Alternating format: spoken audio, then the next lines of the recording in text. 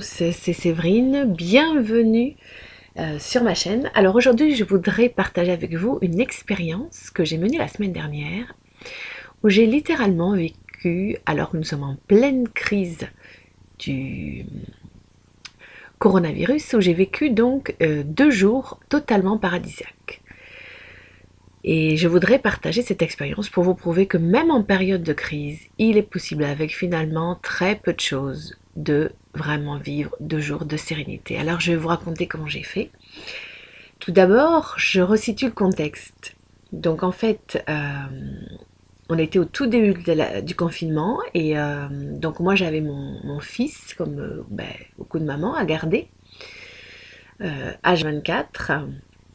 Il faut savoir que mon fils a ce qu'on appelle un trouble déficitaire de l'attention avec hyperactivité. Et donc, le fait d'avoir cet enfant adorable au demeurant, mais extrêmement énergique, H24, pour moi qui suis autiste et qui ai besoin de 3 heures minimum de calme, c'était vraiment extrêmement dur. Donc j'étais vraiment très très fatiguée, j'étais pas bien du tout. Donc j'ai demandé à son père fait de le prendre et donc pendant 2 jours j'étais chez moi au calme, dans la tranquillité, j'étais avec mes 2 adolescents et je me suis dit bah tu vas t'offrir puisque tu as vu une période extrêmement fatigante, extrêmement stressante, tu vas t'offrir une sorte de retraite paradisiaque. Donc je me suis concocté une petite retraite.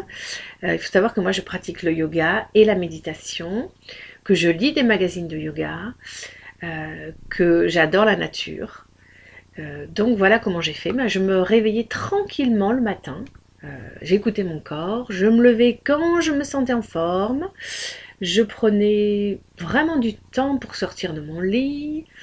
Ensuite, j'ouvrais les volets. J'ai la chance d'être... donc je n'ai pas de jardin, mais je suis entourée d'arbres et d'oiseaux. Donc tout de suite, j'avais une très très belle vue. J'avais deux magnifiques... je crois que ce sont des chênes, il me semble, oui. Il doit y avoir du chêne et du platane qui sont immenses, je ne sais pas combien d'années ils ont. Et je regardais tout simplement le balai des oiseaux qui allaient, qui venaient. Et je ne sais pas si vous avez remarqué, mais les oiseaux, en fait, ils ont une vie extrêmement précaire et ils sont tout le temps en train de chanter. Ils ont l'air très très joyeux, très très heureux. Et ça m'a beaucoup inspiré d'observer les oiseaux. Et alors je les voyais donc aller chercher des petits brindilles pour le nid, etc.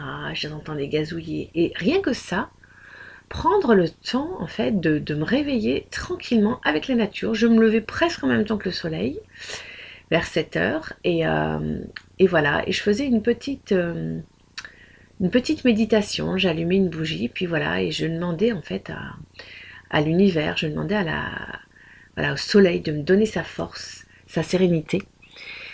Et voilà, donc je démarrais la journée tranquillement. Ensuite, je prenais mon petit déjeuner sans le canne, sans musique, sans ordinateur. Et vraiment, je vous invite à faire ça parce que quand on est comme ça, dans un certain silence, où il n'y a finalement que des bruits naturels, on est beaucoup plus en contact avec soi-même et beaucoup plus en contact avec cette partie en nous qui est vraiment sereine. Et on a tous cette partie.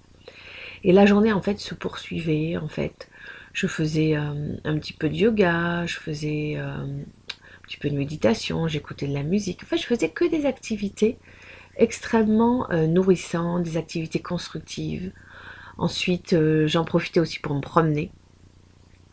En fait, pendant ces 2 jours, j'étais vraiment connectée à moi, j'étais connectée à la nature, au soleil, parce que je ne sais pas si vous avez remarqué, en tout cas en Gironde, ça fait presque 2 semaines qu'il fait un magnifique soleil, et ça franchement ça m'a fait énormément de bien, et je pense que ça fait du bien à tout le monde. Donc voilà, si vous ne pouvez pas sortir, eh bien mettez-vous, ouvrez la fenêtre et remontez vos manches et laissez votre corps absorber toute l'énergie du soleil. Ça fera remonter votre vitamine D, et la vitamine D est très très importante pour l'équilibre physique et aussi émotionnel. Voilà, donc je voulais vous montrer que en fait on peut passer 2 jours au paradis si on se reconnecte à soi-même, si on se coupe des réseaux sociaux, si on voilà, on lit des choses nourrissantes. On peut se tourner, pour ceux qui pratiquent de la religion, vers les textes sacrés. Ça aide énormément. Moi, donc je suis catholique, donc j'ai beaucoup beaucoup relu la Bible. Et puis pour ceux qui n'ont pas de religion, euh, il y a d'autres façons de se tourner vers le spirituel. Vous avez tout un tas de philosophes comme ça que vous pouvez lire. Euh, Et si ça vous intéresse, moi je connais un magazine de yoga qui est vraiment très très bien, qui s'appelle Esprit Yoga. Et vous verrez que dans ce magazine, à la limite, il n'y a même pas besoin de faire du yoga. Vous n'avez pas que des pages sur le yoga, vous avez beaucoup de pages sur justement changer son regard sur la vie, atteindre un équilibre, sur la sérénité, etc.